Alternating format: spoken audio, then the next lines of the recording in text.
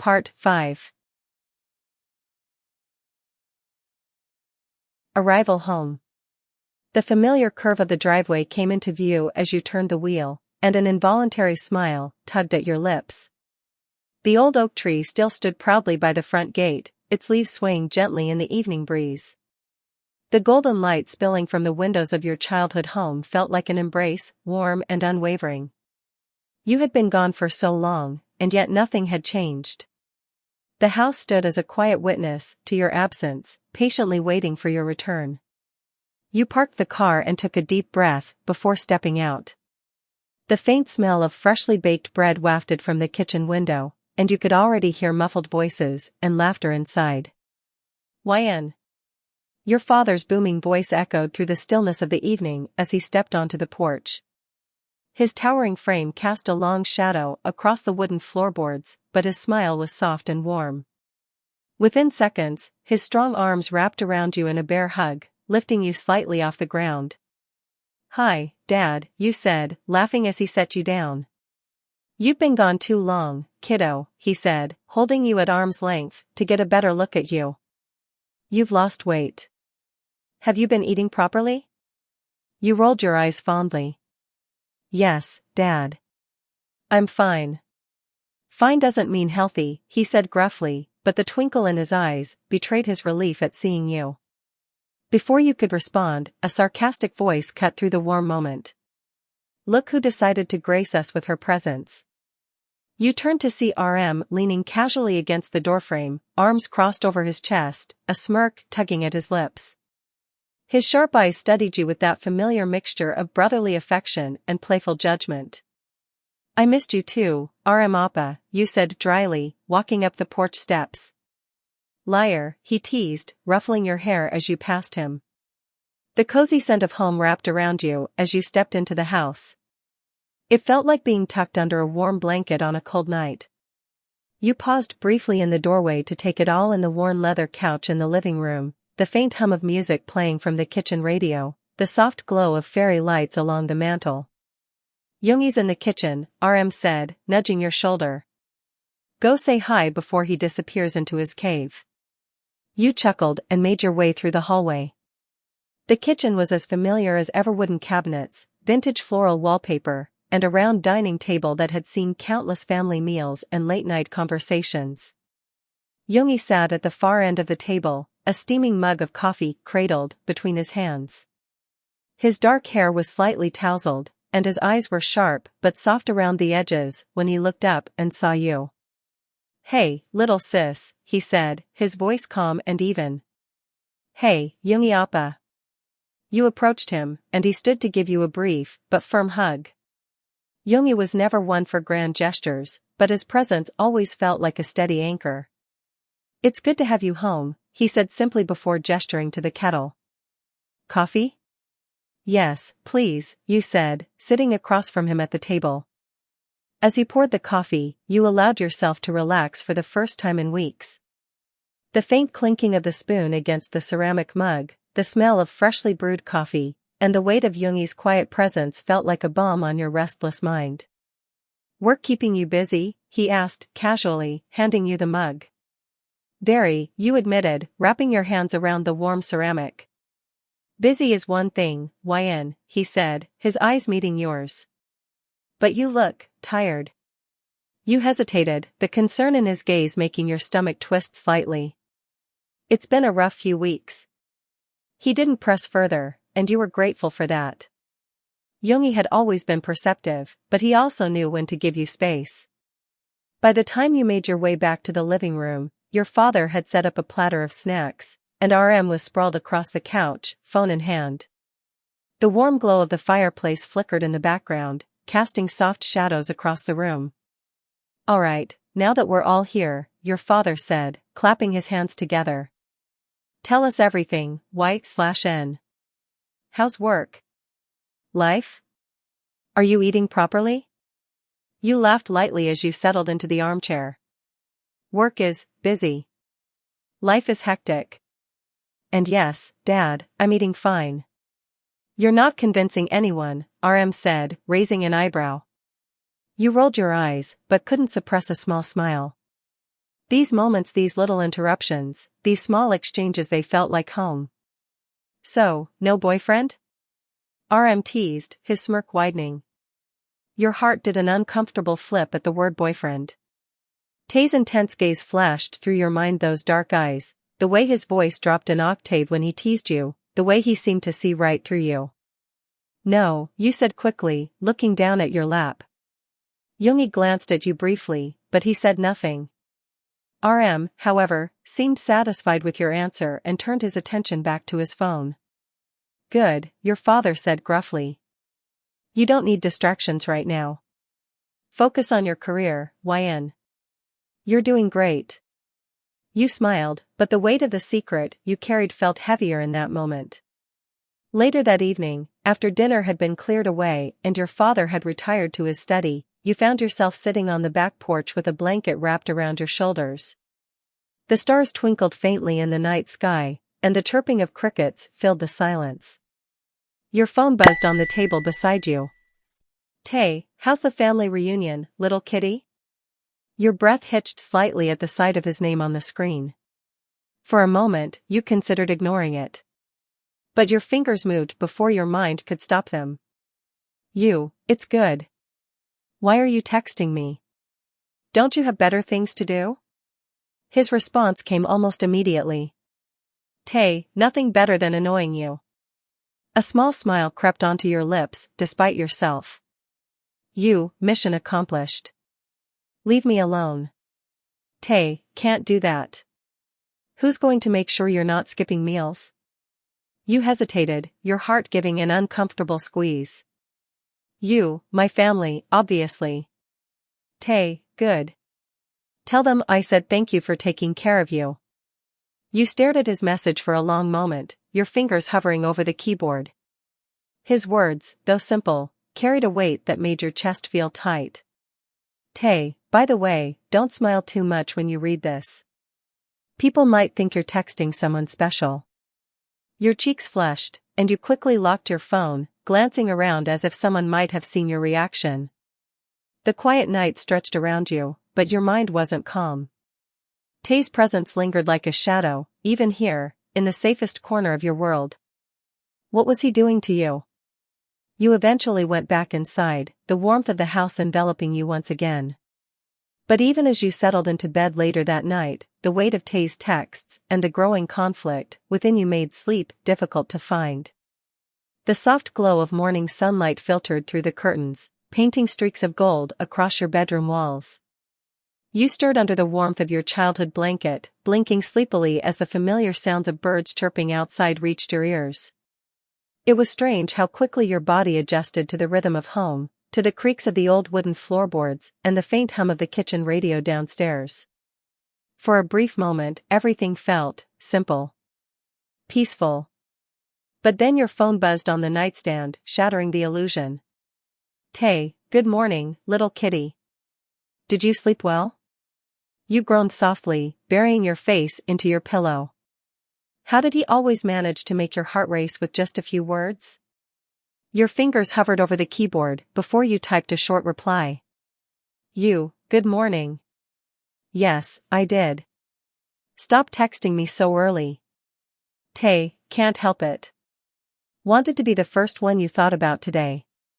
Your face heated as you set your phone down, face first on the blanket, and let out a muffled scream into your pillow. Tay's effortless charm was starting to feel dangerous, like quicksand pulling you in deeper every time you let your guard down. You forced yourself out of bed, padding over to the mirror and splashing cold water on your face. Calm down, YN. You couldn't let Tay linger in your thoughts, not here, not now.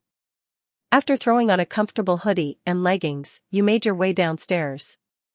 The smell of freshly brewed coffee and buttery toast greeted you as you entered the kitchen. Your father sat at the table with a newspaper spread in front of him, while Yoongi sipped his coffee in his usual silent fashion. Morning, you said softly, grabbing a mug from the cabinet. Morning, kiddo, your father replied, glancing over his paper. Yoongi gave you a small nod, his eyes flicking briefly to the phone you had tucked into your hoodie pocket. He didn't say anything, but the faint arch of his brow told you he'd noticed the way you kept glancing at your phone. Before anyone could comment, the sound of the front door bursting open made everyone pause. Guess who's here? The familiar sing-song voice made you freeze mid-pour, and a wide grin spread across your face as you turned toward the hallway. Jimin. Your childhood best friend strolled into the kitchen with all the confidence in the world, his bright smile lighting up the room. His arms were open wide, and without hesitation, you launched yourself into his embrace. I missed you, idiot, you said, laughing as he spun you around. I missed you more, YN, he replied, setting you back on your feet. Look at you, all grown up and successful. Still haven't fixed your bedhead, though. You shoved his shoulder playfully as he ruffled your hair. Jimin had always been the sunshine of the family, the glue that kept everyone smiling even on the darkest days. Your father chuckled from the table. Jimin, I didn't know you were coming over this morning. Surprise visit. Jimin said brightly, plopping into the chair across from Yoongi. Thought I'd check on my favorite little sister. You're only 6 months older than me, you pointed out, pouring him a cup of coffee. Still older, he said smugly, winking at you. Breakfast was a chaotic affair, with Jimin in the house. He bounced between teasing Yoongi about his permanent grumpy face and pestering you with endless questions about your life in the city. So, YN, Jimin said casually as he popped a grape into his mouth, any special someone back in the city? Your grip on your fork faltered for a brief second, but you recovered quickly. No. Why does everyone keep asking me that? Because, Jimin said, leaning forward with an exaggeratedly serious expression, you've got that look. What look? You asked, feigning innocence. The I'm texting someone I shouldn't be texting look, he said, wiggling his eyebrows. Your face flushed instantly, and Jimin's sharp eyes caught it. Oh ho, he said, clapping his hands together. Did you guys see that? She totally blushed. I did not, you said defensively, shoving a slice of toast into your mouth to avoid further interrogation. YN, Yoongi said calmly, sipping his coffee, you're a terrible liar. You glared at both of them, cheeks still burning. Can we change the subject, please? But Jimin wasn't letting it go. His playful demeanor shifted slightly, and his gaze turned more perceptive. Hey, seriously though, he said, his voice softer now. You're okay, right? You've been acting different. Quieter. Your stomach twisted, and you avoided his eyes. I'm fine, Jimin. Just tired, that's all. He said, leaning back in his chair. If you say so. But the way his gaze lingered on you told you he wasn't convinced. Later that morning, Jimin convinced you to take a walk in the garden with him. The late morning sun bathed everything in a warm glow, and the scent of fresh flowers filled the air. So, Jimin said, hands in his pockets as he strolled beside you, are you going to tell me who's got you all flustered, or do I have to guess? You sighed heavily. Jimin, there's nothing to tell. Oh, come on, he said, nudging your arm with his elbow. I've known you forever, YN. You can't hide stuff from me. You hesitated, staring down at the cobblestone path. The weight of Tae's texts, his intense gaze, and the way he lingered in your thoughts pressed heavily on your chest. It's complicated, you said softly.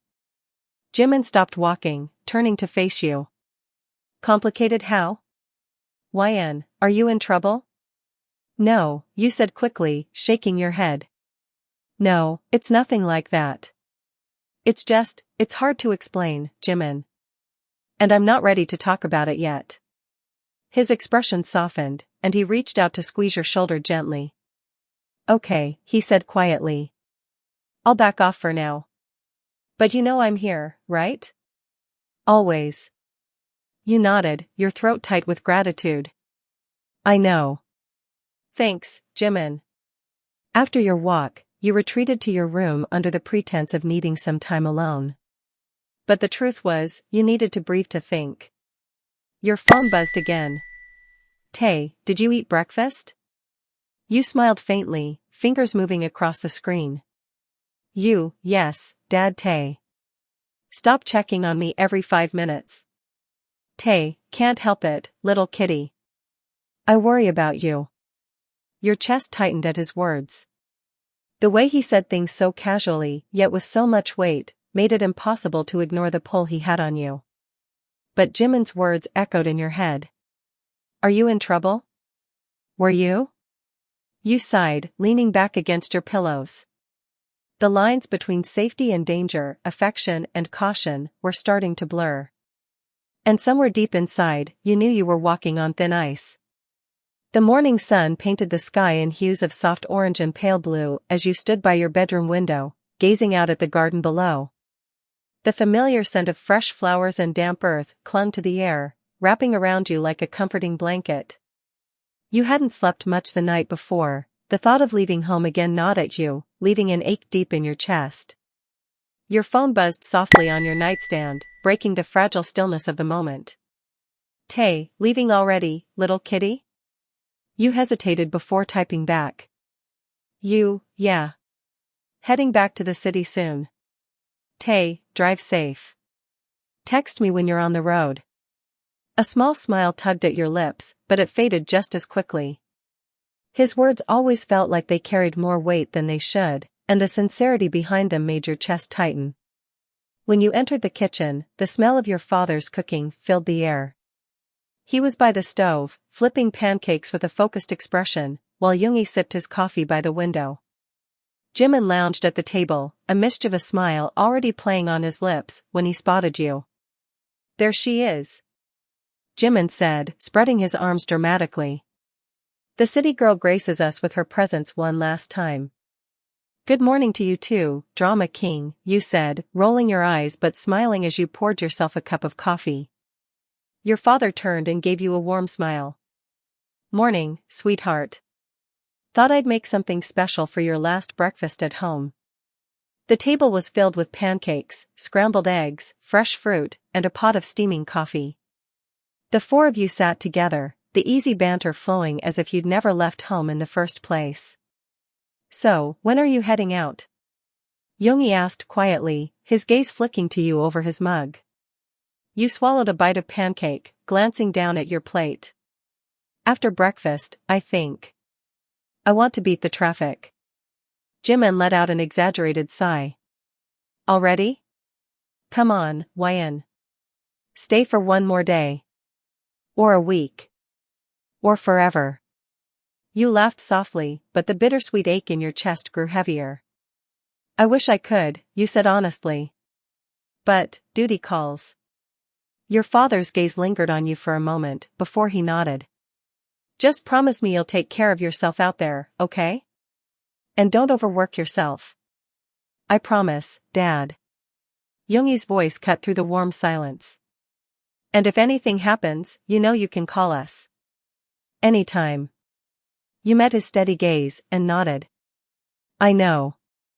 Back in your room, you slowly folded clothes into your suitcase, your movements sluggish as if packing your things meant packing away a part of yourself.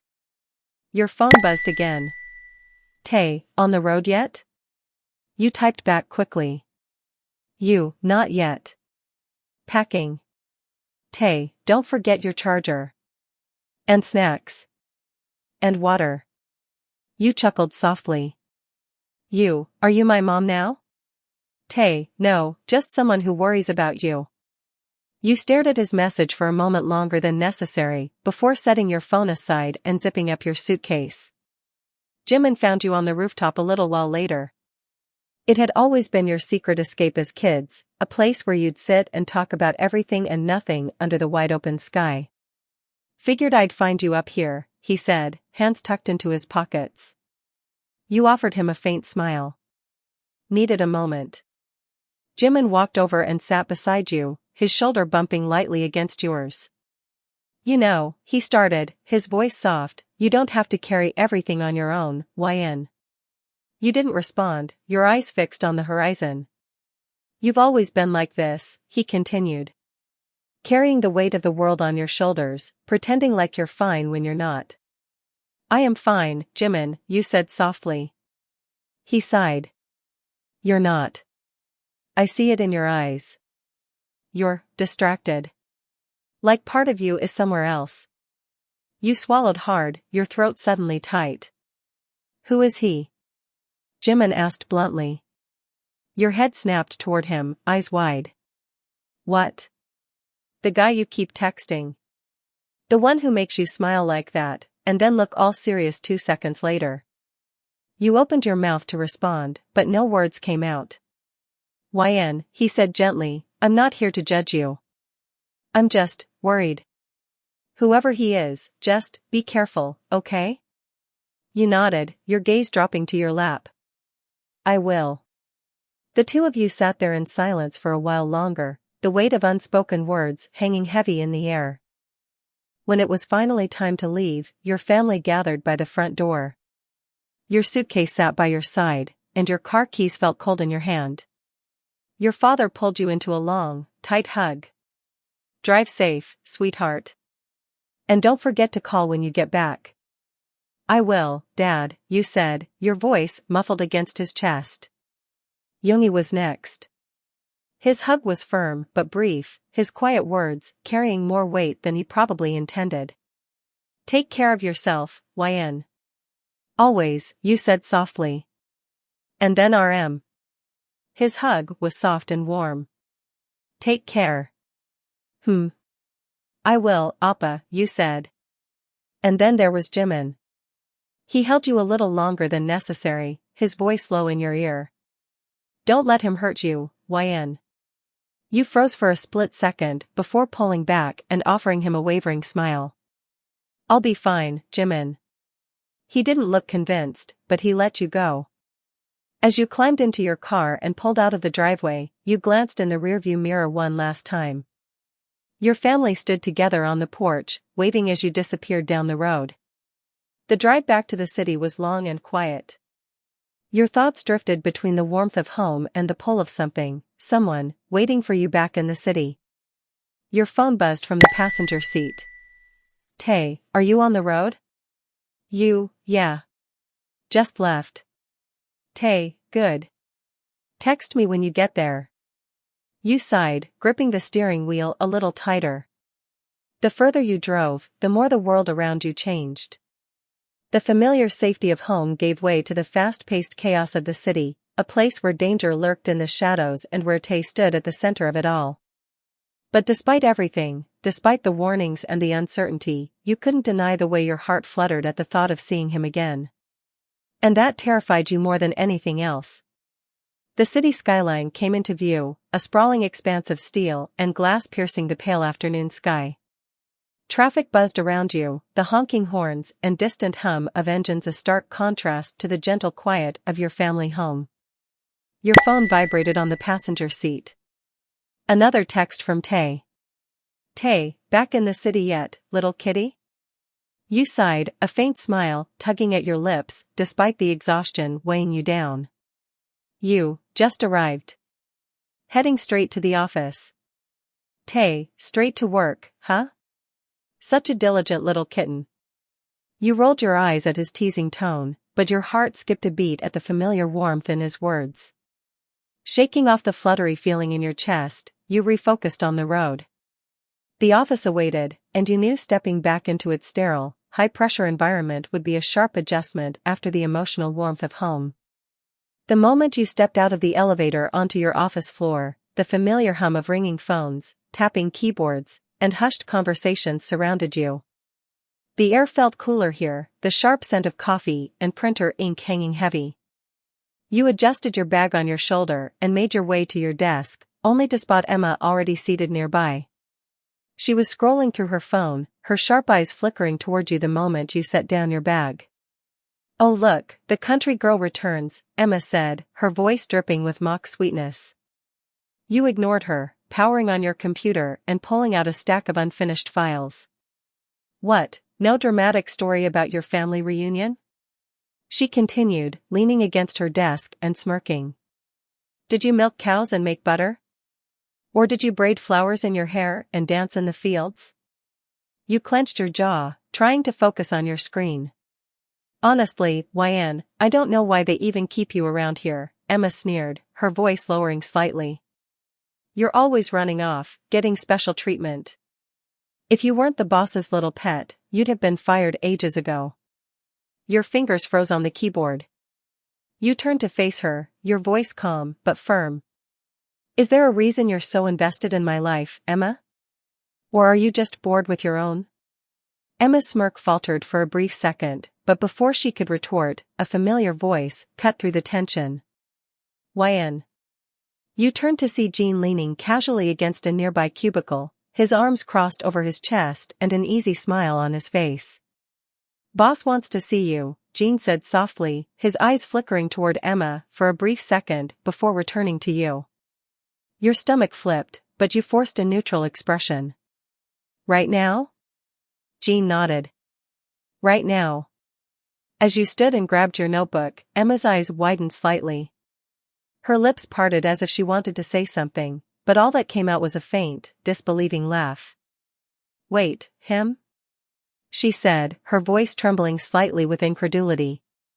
You glanced at her, but said nothing, instead following Gene as he led you toward the private elevator. Behind you, you could practically feel Emma's stare drilling into your back. Her carefully constructed confidence was crumbling, her smug expression replaced by raw jealousy. Why would he want to see her? She muttered under her breath, but you caught it anyway. Gene smirked faintly as the elevator doors opened, and he gestured for you to step inside. Some people are just luckier than others, Emma, Gene said over his shoulder, before the door slid shut. The elevator hummed softly as it ascended, the mirrored walls reflecting your nervous expression. Gene leaned against the side, arms crossed, watching you with a knowing smirk. You know, he said casually, Emma's going to implode one of these days. You sighed, rubbing your temples. I didn't ask for any of this, Gene Oppa. He chuckled lightly. No, but you've definitely caught his attention. And once Tay sets his sights on someone, well, let's just say he's not the type to let go easily. You swallowed, your gaze dropping to the floor. Do you think this is a mistake? Jin's expression softened slightly. YN, Tay isn't an easy man to understand. But he's not careless either. If he's bringing you into his world, there's a reason for it. The elevator dinged softly as it reached the top floor, and Gene stepped aside to let you exit first. Good luck, little kitty, he said with a teasing grin. In next part. Do you know Park Hyung-sik? The actor? Of course, I mean, everyone knows Park Hyung-sik. He's one of the biggest stars in the country. He's also my cousin. Your cousin? Yes, Tay said. Here's the deal, you'll meet him. Are you sure about this?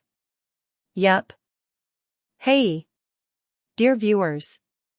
This is my dear diary. We're always looking to share more stories and novels. If you like our video, please subscribe to our channel. Your likes, comments, and subscriptions are my biggest motivation. More exciting and interesting novels updated every day.